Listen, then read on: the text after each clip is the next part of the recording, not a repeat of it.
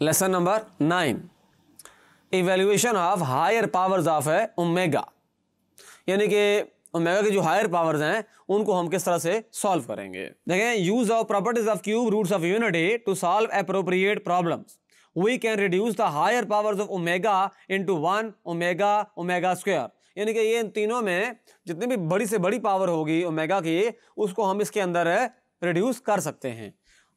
Example है जैसे omega power 7 है, इसको सॉल्व करते हैं जरा। ये देखें, ओमेगा पावर 7 को मैं लिख सकता हूं ओमेगा पावर 6 इंटू ओमेगा, अच्छा ओमेगा पावर 6 को लिखूंगा omega square, omega cube square कर लेते हैं, इस तरह कर लेते हैं, ओमेगा स्क्वायर और बाहर आएगा क्यूब और ओमेगा। वजह यह है कि मैंने ये बात प्रूव की थी ओमेगा क्यूब इक्वल टू 1 है, तो ऐसा किया करेंगे। अच्छा 3 के जो मल्टीपल्स हैं, यानी कि 3 का जो टेबल है वो हम अप्लाई करेंगे, उसको जो भी ओमेगा की पावर होगी कोशिश करेंगे उसको 3 के टेबल में ब्रेक कर सकें। जैसे 3 का टेबल है 3, 6, 9, 12, 15, 18 एंड सो ऑन। तो यहां आप देख रहे थे ओमेगा पावर 7 था, उसको मैंने ब्रेक किया omega power 6 into omega. Omega power 6 जो है, जो 6 नंबर आ रहा है वो 3 का टेबल है, 3 का मल्टीपल है। तो ये काम हम हर जगह किया करेंगे, ये बात आपने माइंड में रखनी होगी।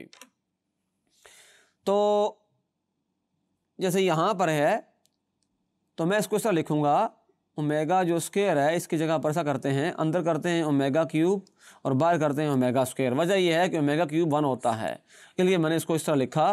तो अब ओमेगा क्यूब की जगह 1 लिख दें, 1 का स्क्वायर कर दें और ओमेगा कर दें, और 1 का स्क्वायर 1 होता है, 1 इंटू ओमेगा, और ये आ जाएगा ओमेगा। तो इसका मतलब ये हुआ कि ओमेगा पावर 7 आ जाएगा ओमेगा। आपने इसको सिंप्लीफाई कर लिया और आंसर आ गया। अब नेक्स्ट है ओमेगा पावर 23। अच्छा इसके करीब करीब जो है हम देखेंगे कि वो 3 का मल्टीपल कौन सा आ रहा है। तो 3 7 21 होते हैं, इसका मतलब ये हुआ कि इसको 21 वाली फॉर्म में हमने इसको ब्रेक करना होगा। तो कैसे लिखेंगे, देखें, ओमेगा पावर जो 23 होती है इसको लिख सकते हैं ओमेगा पावर 21 और ओमेगा स्क्वायर। वजह यह है कि 21 + 2 होता है 23, और अगर x की पावर m + n हो तो इसको आप लिख सकते हैं x की power m into x power n।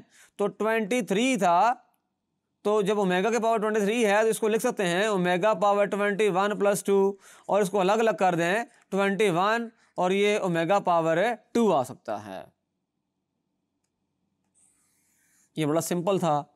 तो अब ओमेगा पावर जो 21 है उसको कैसे लिखेंगे, उसको लिखेंगे ओमेगा क्यूब और 7, बाहर पावर 7 लिख दें, अंदर पावर लिख दें omega square as it is रहेगा, क्योंकि हमारे कंट्रोल में है कि हम ओमेगा पावर 7 को अंदर रख लें, क्यूब बाहर रख लें, या क्यूब अंदर रख लें 7 को बाहर रख लें।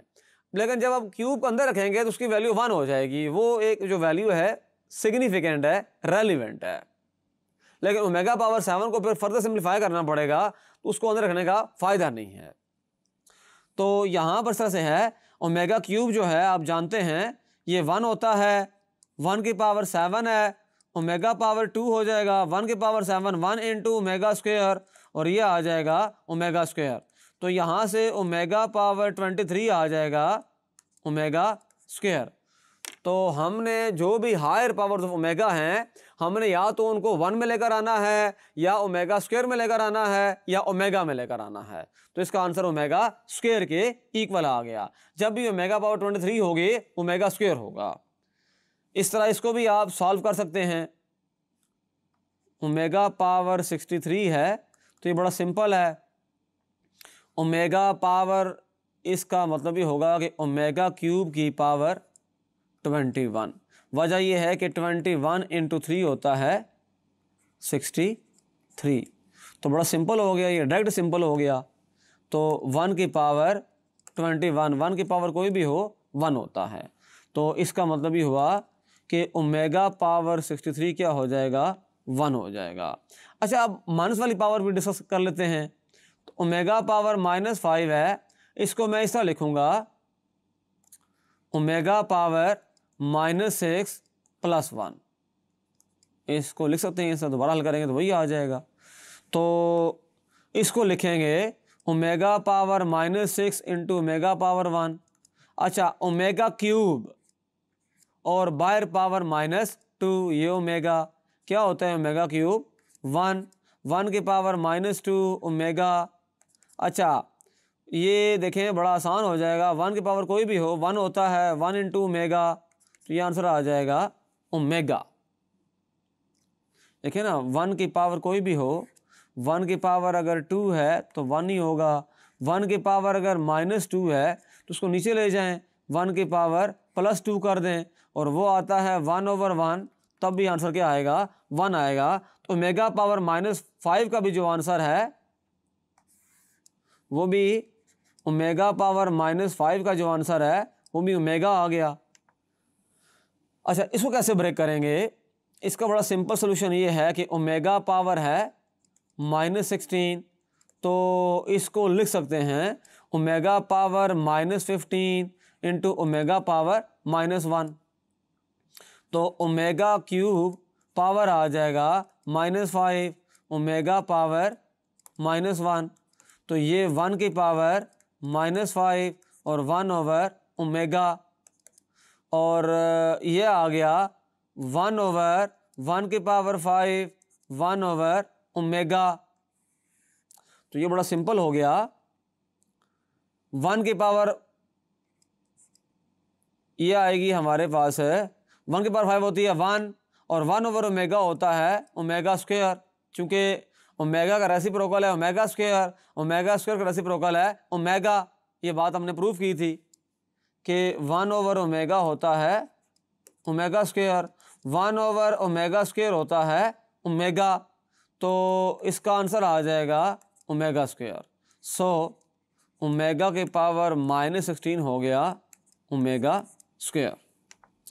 अच्छा, इसको कैसे सॉल्व करेंगे? ये बड़ा सिंपल है।